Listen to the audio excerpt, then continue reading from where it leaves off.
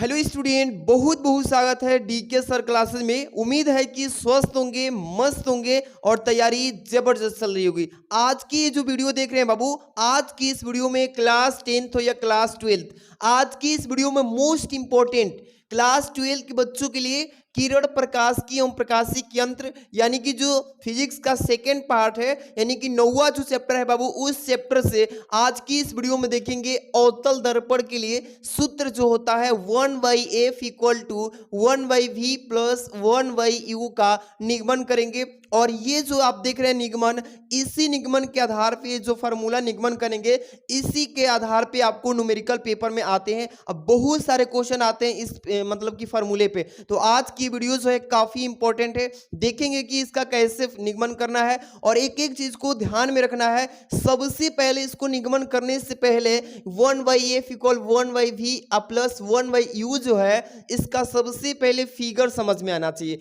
इसका अगर जो बच्चा फिगर समझ गया, समझिए कि इसका निगमन उसको चुटकियों में कर सकता है। तो शुरू से अंत तक मेरी एक एक चीज को ध्यान समझेंगे और वीडियो को प्यारा सा लाइक कर देना और अंत तक बने रहना। चलिए शुरू करते हैं। सबसे पहले प्यारे बच्चों, अवतल दर्पण के लिए सूत्र का निगमन करना है ना, तो सबसे पहले आपको एक अवतल दर्पण बनाना है और उसमें जो जो मेन पॉइंट है उसको दर्शाना है, वो चीजें आपको समझना है। चलिए सबसे पहले हम लोग एक दर्पण बनाते हैं और एक एक चीज को ध्यान में रखेंगे। सबसे पहले अवतल दर्पण है ना, तो अवतल दर्पण बनाएंगे। अवतल दर्पण कैसे बनता है देखिए ध्यान से, एक एक चीज को हम आपको अच्छे समझाने की कोशिश करेंगे। तो आप लोग सभी बच्चे ध्यान से इस चीज को समझिएगा और अंत तक बने रहिएगा। सबसे पहले अवतल दर्पण बना दिए और ये जो है इसका नाम दे देते हैं। यहाँ पे इसका जो द्वारक होता है P दे देते हैं और यहाँ पे Q लिख देते हैं। ठीक है, एक एक चीज को समझ लीजिए प्यारे बच्चों।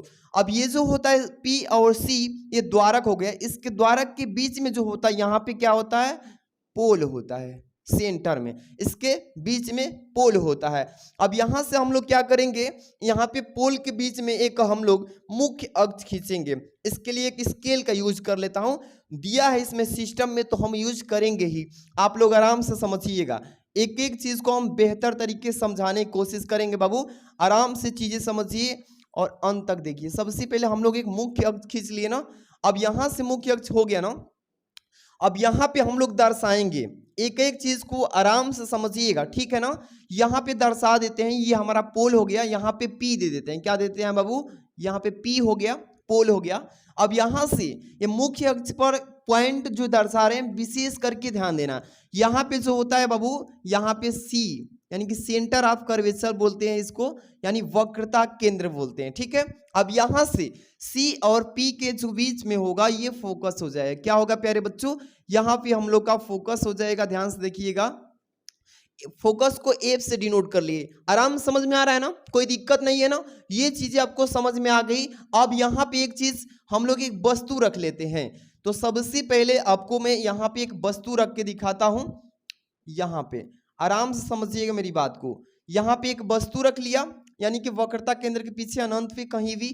यहाँ पे इस वस्तु का सबसे पहले नाम दे देते हैं। क्या दे देते हैं, A, और यहाँ पे देते हैं B। ठीक है, AV नाम दे देते हैं। इस तरीके से AV हो गया। आराम समझ में आ रहा है। अब यहाँ से क्या करेंगे, एक वस्तु से दो तरीके से प्रकाश जाएगा। सबसे पहले मेरी बात को आराम समझिएगा, यहाँ पे जो जो चीज मैं प्रयोग कर रहा हूं आराम से देखिएगा।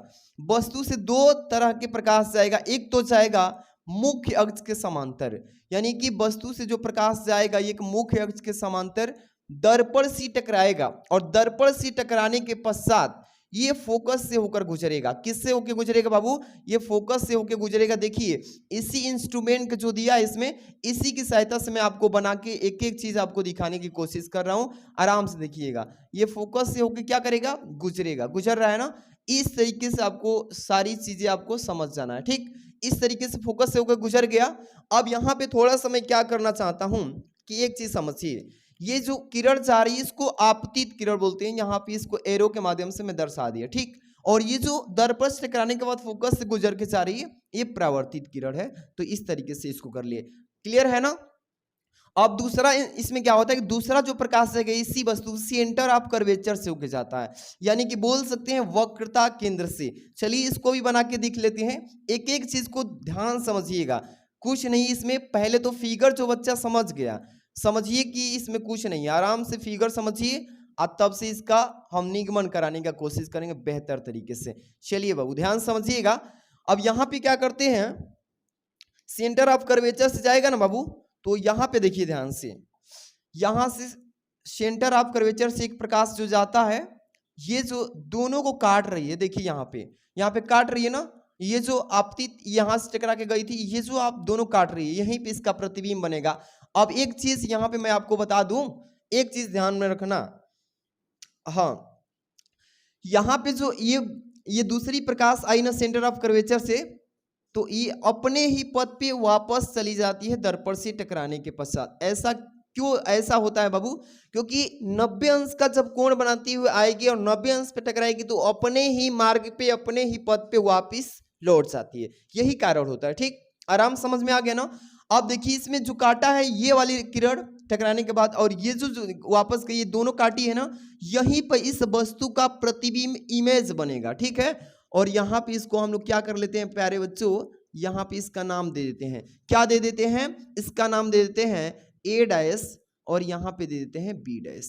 समझ में आ रहा है, ये ए डैश है और ये बी डैश। इस प्रतिबिंब का मैं नाम दे दिया हूं कि ए डैश और बी डैश प्रतिबिंब है, ए और बी जो है ये वस्तु है।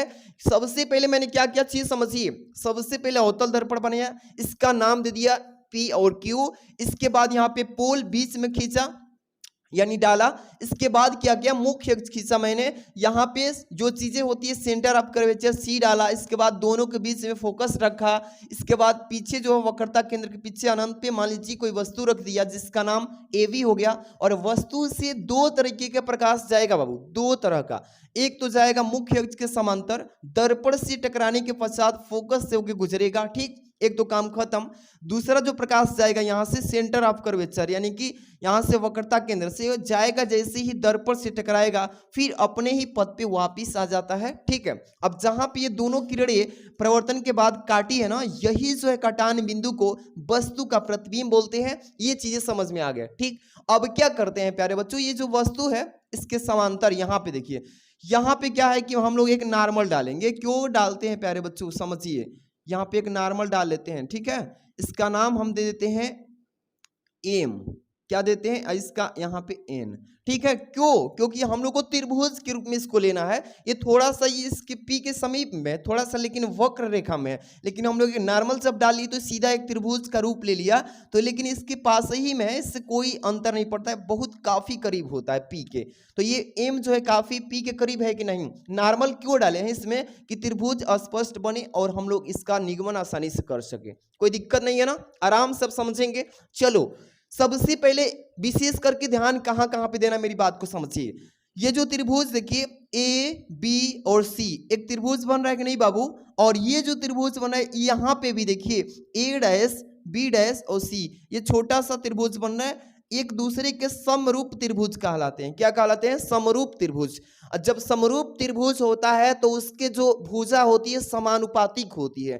तो इसमें भुजा से मतलब क्या है, एक तो उसका लंब से मतलब है और दूसरा जो है उसके आधार से यानी कि बेस से। बस दो ही भुजा का इसमें यूज होना है, कर्ण का कोई इसमें यूज नहीं है। तो सबसे पहले क्या लिखेंगे कि त्रिभुज ए बी सी तथा त्रिभुज ए डैश बी डैश सी में, सबसे पहले ये वाला त्रिभुज में और ये छोटा वाला त्रिभुज में हम लोग देखेंगे। चलिए ध्यान रखिएगा बाबू, एक एक चीज को डिफाइन करेंगे, अच्छे समझते चलिए। लिखेंगे यहाँ पे कि त्रिभुज, यहाँ पे त्रिभुज बना लेते हैं बाबू, त्रिभुज ए बी यहाँ पे सी, त्रिभुज ए बी सी तथा लिख देते हैं प्यारे बच्चों। यहाँ पे क्या लिखेंगे, त्रिभुज यहाँ पे ए डैश बी डैश सी, यही है ना। तो यहाँ पे लिखेंगे त्रिभुज, बाबू एक मक्खी परेशान करे, देखिए ए डैश यहाँ पे हो जाएगा बी डैश यहाँ पे सी, इसी में हम लोग को देखना है ना, इसी त्रिभुज में। अब चलिए सबसे पहले यहाँ पे लिख देते हैं में, यानी कि त्रिभुज ए बी सी तथा त्रिभुज ए डैश बी डैश में हम लोग देखेंगे। सबसे पहले मेरी बात को एक एक चीज को समझते चलना है। ठीक है, चलिए ध्यान दीजिएगा। यहाँ पे इसका लंब जो है एवी है, इसका लंब ए डैश बी डैश, क्योंकि समानुपातिक होता है तो समानुपातिक के रूप में दिखाएंगे। यहाँ पे क्या लिख लेंगे बाबू, ए बी, क्या लिखेंगे ए बी बटा में A dash B dash. A dash और यहाँ पे क्या लिखेंगे बी डैश, बराबर दे देते हैं। इसका आधार क्या है, यहाँ पे देखिए ए बी तो ये लंब हो गया, इसका ए डैश बी डैश हो गया, ए सी, ठीक है ना, ये ए सी क्या हो गया, इसका आधार हो गया। तो यहाँ पे क्या लिख लेंगे ए और सी, और बटे में क्या हो जाएगा बाबू, इसका आधार क्या होगा बी डैश सी, क्या होगा बी डैश सी हो जाएगा। ठीक है, इस तरीके से हम लोग लिख सकते हैं कि नहीं, बिल्कुल सर लिख सकते हैं। अब यहां पे लिखेंगे अतः यह समरूप त्रिभुज है, समरूप त्रिभुज है। ठीक है, इसको इक्वेशन एक हम बना लेते हैं प्यारे बच्चों, इसको एक हम लोग क्या बना लिए, समीकरण बना लिए। अब देखिए आगे अब हम लोग करने वाले हैं, ध्यान दीजिएगा, ये तो आपका एक समरूप त्रिभुज का सॉल्व कर लिए, आप समानुपातिक दिखा लिए। अब इस त्रिभुज में आते हैं, जैसे एम एन और एफ, ये एक त्रिभुज दिख रहा है ना, एम एन एफ, और इसके समरूप कौन है, तो ए डैश बी डैश और एफ, ये छोटा वाला। ठीक है, इस दोनों के समरूप त्रिभुज को भी समानुपातिक दिखाएंगे। दिखाने का वजह है एम एन लिखेंगे, सबसे पहले क्या लिखेंगे बाबू कि त्रिभुज एम एन और एफ, ठीक है, तथा त्रिभुज क्या लिखेंगे प्यारे बच्चों, तथा त्रिभुज ए डैश बी डैश एफ, क्या लिखेंगे, त्रिभुज ए डैश बी डैश एफ, और में लिख देते हैं क्योंकि इसी में हम लोग को सॉल्यूशन देखना है, इसका समानुपातिक दिखाना है। सबसे पहले क्या लिखेंगे एम एन, क्या लिखेंगे, क्योंकि एम एन जो होगा अनुपात के रूप में किसके होगा, ए डैश बी डैश के, क्या होगा बाबू, ए डैश और बी डैश। ठीक है, चीजें समझिए, बाद में दिक्कत ना, आराम समझते चलिए। अब इसके बाद जो इसका बेस क्या है, इसका बेस एम एफ है, एम एफ इसका आधार है इस त्रिभुज का बड़े वाला का, और इस छोटे वाला क्या है बी डैश एफ है, तो बड़े वाला का आधार लिखिए एफ एम एफ। ठीक है ना, एम एफ लिख लीजिए या एफ एम लिख सकते हैं, एम एफ भी लिख सकते हैं या एफ एम भी लिख सकते हैं, तो यहाँ पे एफ एम लिख देता हूँ, एफ एम, और बटे में क्या हो जाएगा वी एफ, क्या हो जाएगा बी डैश एफ है, तो यहाँ पे बी डैश एफ, या इस चीज को हम लोग यहाँ से पहले तो एम एफ भी लिख सकते थे ना, यहाँ पे एम एफ भी लिख देते हैं क्योंकि सूटेबल थोड़ा दिखने में लगे, अच्छा लगे, एम एफ लिख सकते हैं, एम एफ, और बटा में क्या हो जाएगा B dash F, B dash F. ठीक है, और ये क्या है, यह अतः ये भी एक समरूप त्रिभुज है, अतः यह एक समरूप त्रिभुज है, समरूप त्रिभुज है, और इसको इक्वेशन नंबर 2 बना लेते हैं बाबू, इसको समीकरण नंबर 2 बना लेंगे, कोई दिक्कत नहीं है ना, आराम समझिए। इतना कर लिए, अब क्या करना है प्यारे बच्चों, समीकरण 1 और समीकरण 2 की तुलना करेंगे। इसमें कैसे तुलना करेंगे, ध्यान समझिएगा। सबसे पहले लिखेंगे कि अतः समीकरण 1 व 2 की तुलना है बाबू, तुलना करने पर, ठीक है ना, तुलना करने पर, चलिए तुलना कर लेते हैं बाबू। सबसे पहले विशेष करके इसमें क्या ध्यान देना है कि समीकरण 1 जो है ए बी बटा में A dash B dash, A B और ए डैश बी डैश से मतलब नहीं है, ए बी की लंबाई, ए बी वस्तु की लंबाई है, और एम एन जो है प्यारे बच्चों, एम और एन जो है ये दोनों बराबर है कि नहीं, वस्तु, ये वस्तु की और ये लंब खींचे दोनों सेम इसकी दूरी है कि नहीं, सेम है, तो यहाँ पे तुलना जब करते हैं तो कैंसिल हो जाएगा, बचेगा केवल हम लोग का दोनों समीकरण में ए सी बटा में बी डैश सी, और इसमें बचेगा एम एफ बटा में बी डैश एफ, इस तरीके से यही बचेगा, ये इसका कैंसिल हो जाएगा। ठीक है, तो यहाँ पे लिखेंगे ए सी, क्या लिखेंगे ए सी, और बटे में बी डैश सी, बटे में क्या लिखेंगे बी डैश सी, बराबर हो जाएगा ये वाला समीकरण में अभी इस पक्ष वाला बचेगा एम एफ बटे में क्या हो जाएगा बी डैश एफ हो जाएगा।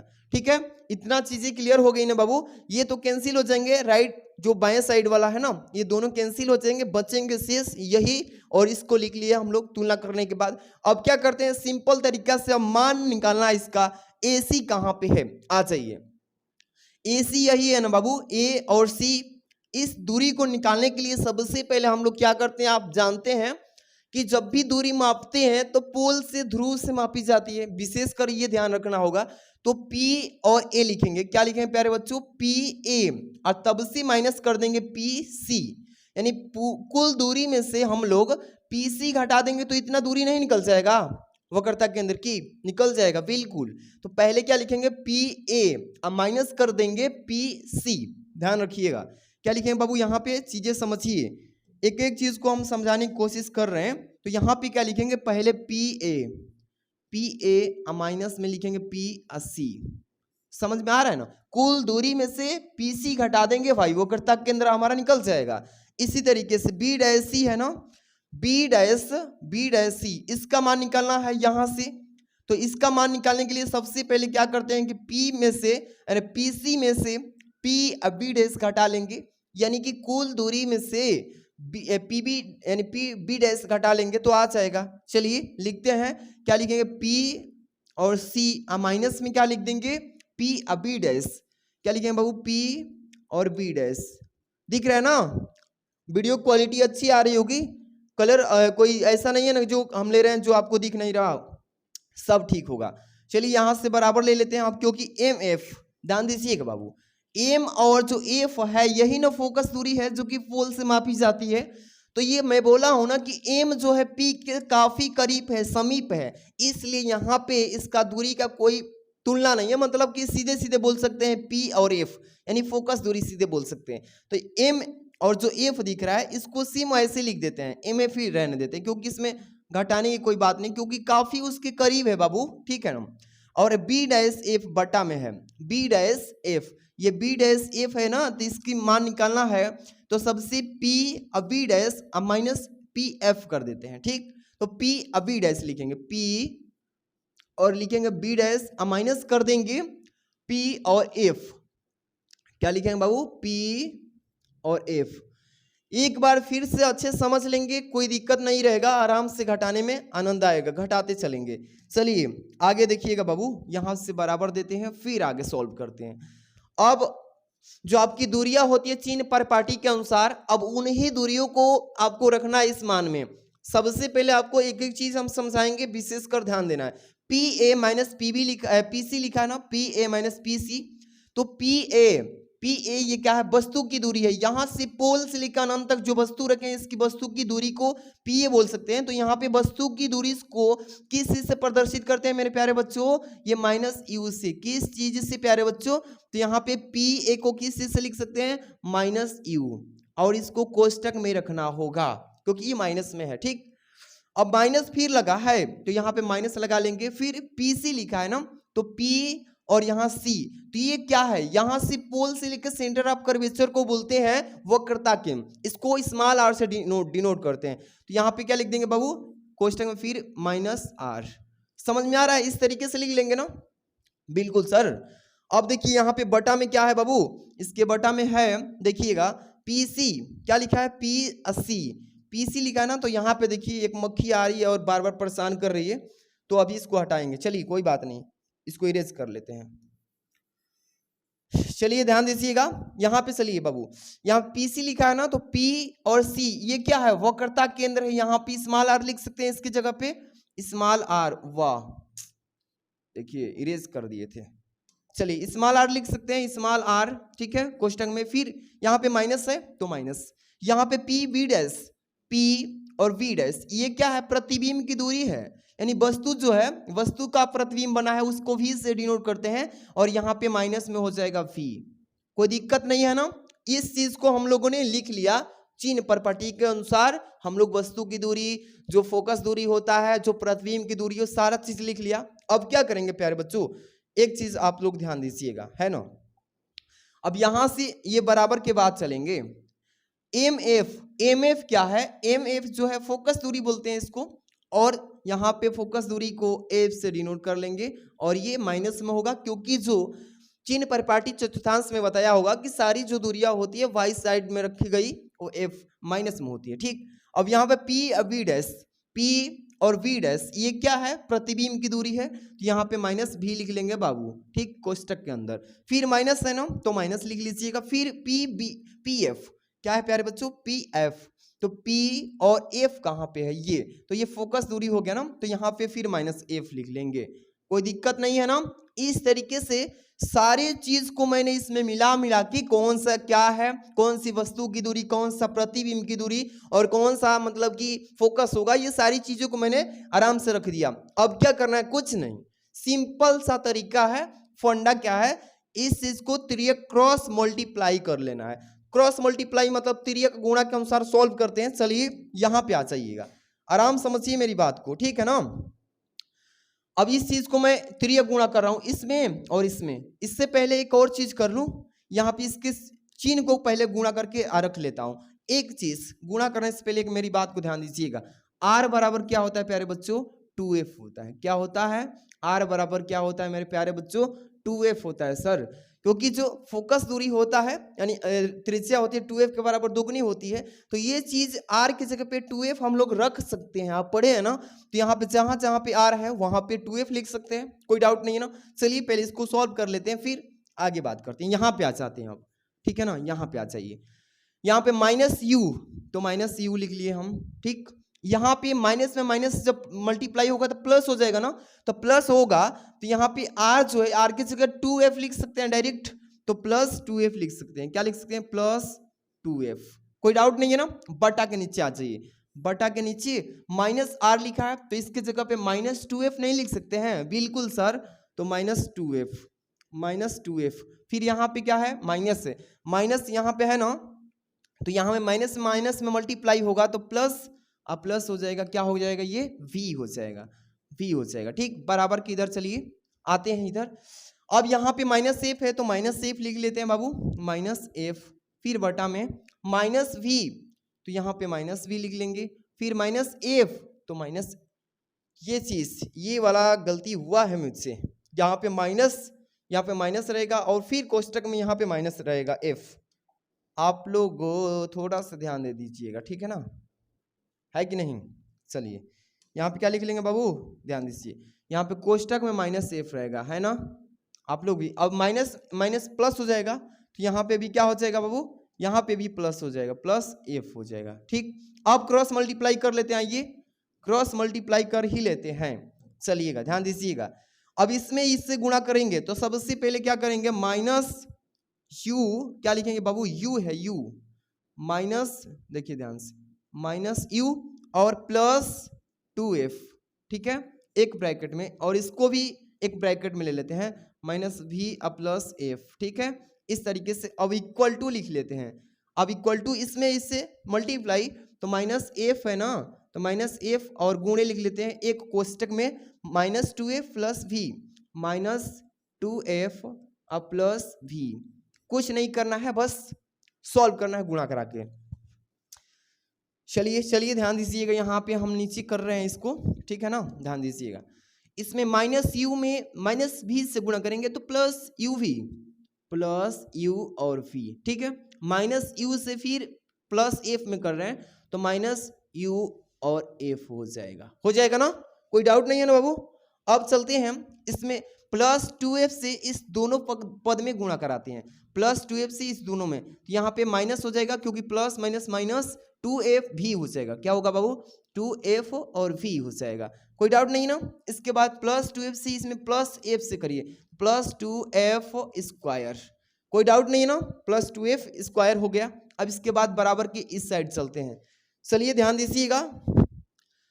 हाँ यहाँ पे आप क्या करते हैं, ये वाला नहीं करना है, इक्वल टू, यहाँ पे बराबर देंगे, ठीक, गड़बड़ हो जाएगा, बराबर देते हैं, ठीक। अब -f से +2f में करेंगे तो +2f², ठीक है ना बाबू। अब -f से प्लस करेंगे तो -2 प्लस क्या हो जाएगा, यहाँ पे +fv हो जाएगा, +fv, ठीक है।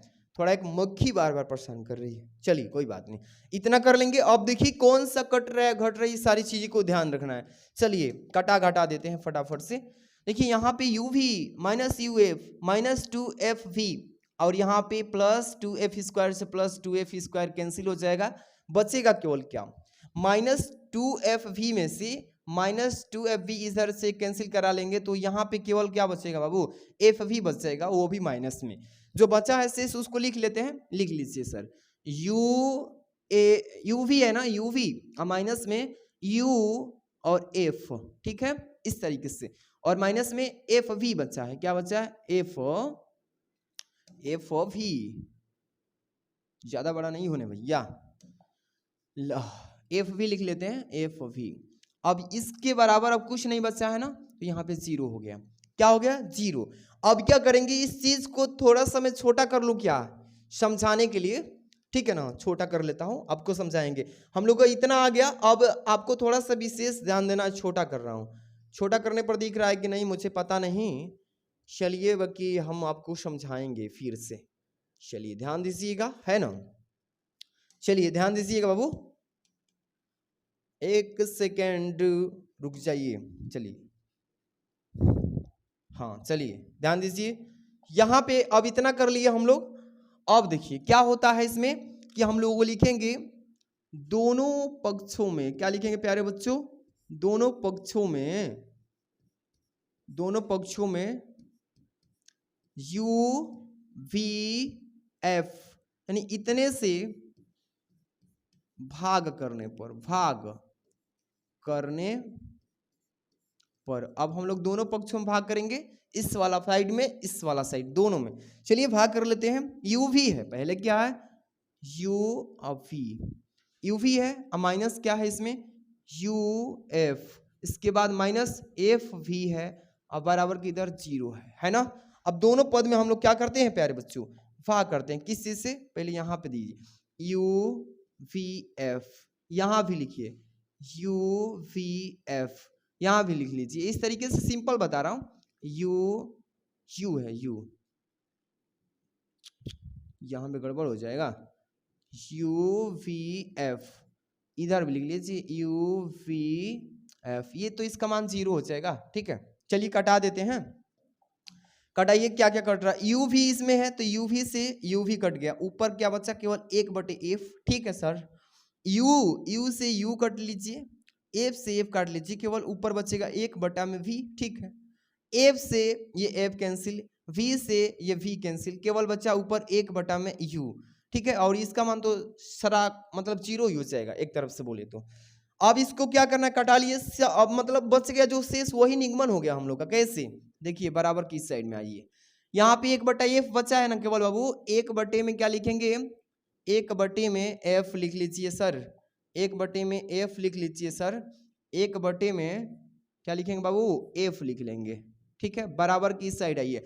अब 1/, में F लिख लीजिए, इस दोनों पद को उस साइड भेजते हैं, बराबर की उस साइड, ये जो 1/V बचा है माइनस का 1/U, दोनों माइनस में, उधर जाएंगे तो प्लस में ऑटोमेटिक हो जाएंगे, 1/U लिख लेंगे, पहले किसको लिख लेते हैं, 1/U को, 1/U को लिख लेते हैं, अब प्लस 1/, ये जो उधर गया है इसको 1/V लिख लेते हैं, 1/F equal to 1/V plus 1/U लिख लीजिए, 1/F, मतलब इस तरीके से यहाँ पर हम पहले इसको V को ही लिख लेते हैं। चलिए ध्यान दीजिएगा, दिक्कत हो रहा है, यहाँ से बार बार इरेज हो रहा है ना, 1/, यहाँ पे क्या लिख लेंगे, V प्लस 1/U, यही हम लोग का क्या आ गया प्यारे बच्चों, यही सूत्र का निगमन आ गया।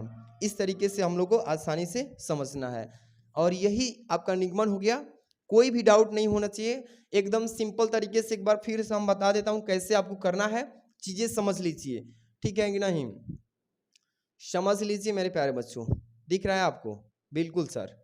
चलिए आपको समझा देता हूं, सबसे पहले निगमन में क्या करते हैं, सबसे पहले फिगर पे विशेष ध्यान देते हैं, एक मुख्य अक्ष खींच लेंगे फटाफट से, उस पे जो भी चीजें, सेंटर ऑफ कर्वेचर, फोकस दूरी, दो यहाँ से वस्तु रखेंगे अनंता पे, यहाँ से 2 प्रकाश जाएंगे, मुख्य अक्ष के समांतर फोकस से गुजरेगा, एक वक्रता केंद्र से जाएगा सीधे उसी में वापस आएगा, कटान बिंदु जो होगा वस्तु का प्रतिबिंब बनेगा, सीधे सीधे यहाँ पे एक लंब खींचेंगे, और वस्तु और लंब दोनों एक समान है, आराम से चीजें मैंने बता दिया हूँ।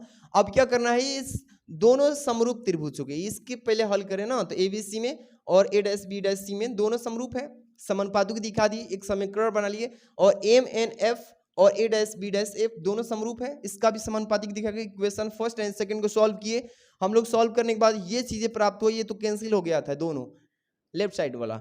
जो शेष बचा है इसको AC, AC की दूरी निकालने के लिए P से ध्रुव से पहले मापेंगे तो PA माइनस कर देंगे PC। सीधे सीधे मैंने सारी चीजें आपको बता दिया है। स्क्रीनशॉट लेना चाहते हैं अगर तो आप ले सकते हैं। बिल्कुल इसी तरीके से आपको पेपर में करना है, इस पे न्यूमेरिकल आता है, ठीक है। स्क्रीनशॉट ले लीजिए। मिलते हैं हम नेक्स्ट वीडियो में। Thanks for watching.